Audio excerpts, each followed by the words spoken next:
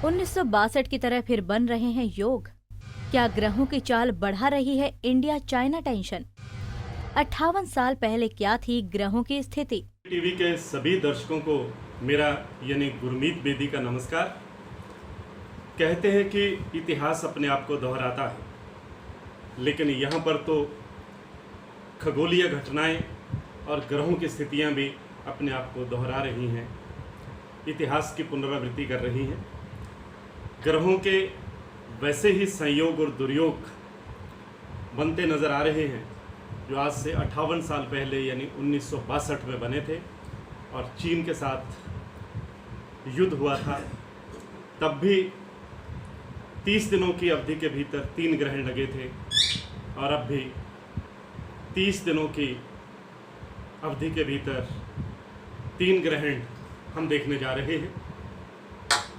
मैं बताना चाहूँगा कि अगर हम 1962 के ग्रहों की स्थिति को देखें तो तब भी 6 ग्रहों की स्थिति में सूर्य ग्रहण हुआ था और इस बार भी 6 वक्री ग्रहों की युति में मिथुन राशि और मृगशिरा नक्षत्र में सूर्य ग्रहण लगने जा रहा है।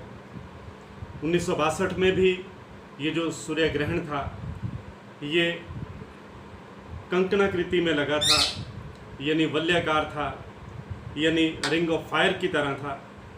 और अब 21 जून का जो सूर्य ग्रहण है वो भी कंकणाकृति में है, यानी वलयाकार है, यानी रिंग ऑफ फायर की तरह है। ज्योतिष के प्रति रुचि रखने वाले दर्शकों को मैं ये बताना चाहूँगा कि 1962 में 17 जुलाई को चंद्र ग्रहण लगा था, 31 जुलाई को सूर्य ग्रहण लगा था और फिर 15 अगस्त को फिर से चंद्र ग्रहण लगा था। यानी 30 दिनों के भीतर तब 3 ग्रहण लगे थे और इस बार 5 जून को चंद्र ग्रहण लगा, 21 जून को सूर्य ग्रहण लगने जा रहा है और फिर 5 जुलाई को फिर से चंद्र ग्रहण लगने जा रहा है। यानी 30 दिन में 3 ग्रहण का योग 58 साल बाद घटित हो रहा है और परिस्थितियां भी कमोवेश वैसी ही हैं जैसी तब थी। उस समय भी शनि मकर राशि में वक्री थे, यानी उल्टी चाल चल रहे थे, और अब भी शनि मकर राशि में वक्री अवस्था में है। तब भी देवगुरु बृहस्पति शनि के साथ मकर राशि में थे और अब भी देवगुरु बृहस्पति अपनी नीच मकर राशि में शनिदेव के साथ कॉम्बिनेशन बनाए हुए हैं। एक और दिलचस्प बात मैं आपको बताना चाहता हूँ, जो ज्योतिष में रुचि रखते हैं लोग उनके लिए बहुत रुचिकर होगी ये बात।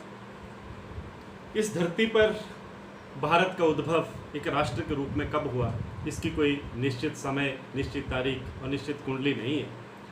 लेकिन 15 अगस्त 1947 को जब हमारा देश आज़ाद हुआ, उस समय जो स्वतंत्र भारत की कुंडली उसको अगर हम आधार बनाएं तो तब कर्क राशि में सूर्य, चंद्र, शुक्र, शनि व बुध स्थित हैं। जब भी किसी व्यक्ति की पत्रिका में यानी कुंडली में यानी होरोस्कोप में सूर्य और चंद्र से राहु केतु का भ्रमण होता है तो निश्चित रूप से उस व्यक्ति के जीवन में कोई ना कोई उठापटक जरूर होती है। 1962 में राहु और केतु कर्क राशि से, राहु कर्क राशि से और केतु जो थे वो मकर राशि से गुजर रहे थे। राहु का जो भ्रमण था वो सूर्य और चंद्र से था, साथ ही मकर राशि का शनि से, और शनि की दृष्टि इन ग्रहों पर थी। भारत को तब शनि की दशा में राहु का अंतर और चंद्र का प्रत्यंतर चल रहा था। तीसरा स्थान पड़ोसी का होता है और राहु लगन में शरीर को तकलीफ देता है, इसलिए चीन ने हमारे साथ दगा किया, धोखेबाजी की, हमारी पीठ में खंजर घोंपा और हमारी ज़मीन पर कब्जा कर लिया। शनि चंद्र का विष योग बनता है, यानी धोखे का योग बनता है, इसलिए भारत के साथ तब चीन ने धोखा किया। दूसरी तरफ अगर हम चीन की कुंडली की बात करें तो वह 1 अक्टूबर 1949 को मकर लगन की है, जहां बुध नवम भाव में सूर्य और केतु से पीड़ित हैं।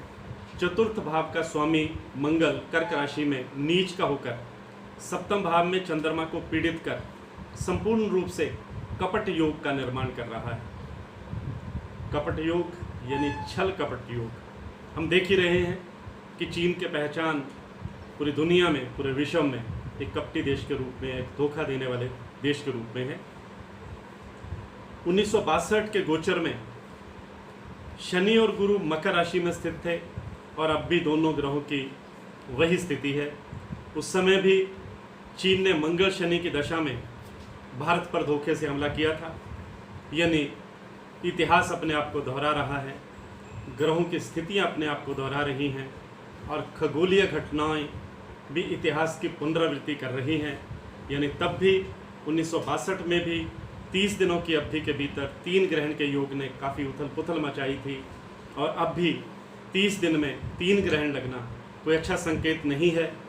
ये वक्त सावधान रहने का है, चाहे दुश्मन से सावधान रहना हो, चाहे प्राकृतिक आपदाओं से।